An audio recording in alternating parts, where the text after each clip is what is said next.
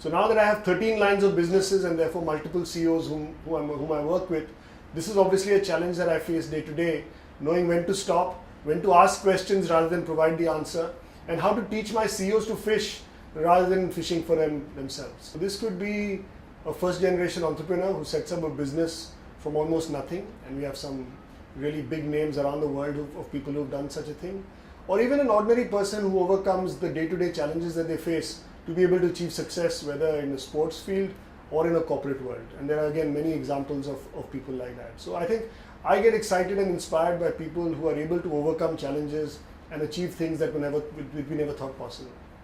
I guess the two challenges that I'd like to talk about, the first challenge is when I first became a CEO, because the challenge for me at that time was realizing how to stop doing things myself and getting it done through somebody else.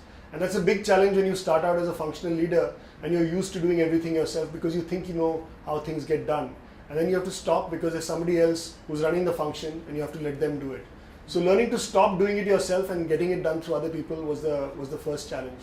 That challenge only got exaggerated when I became a CEO of CEOs, because now I was one step even further removed, because I had other CEOs through whom I had to work, and I had to then depend on these CEOs to carry my message and my vision through their organizations into the employee force that we're working with. At one level, I think you've got to live life today in its entirety and enjoy every moment. So sometimes making a bucket list is a bit of living in the future and constantly looking for something to get better in the future. Whereas I think the beauty of life is really living it day to day, every day. But having said that, there are a few things that I would like to get done. I would like to write a book.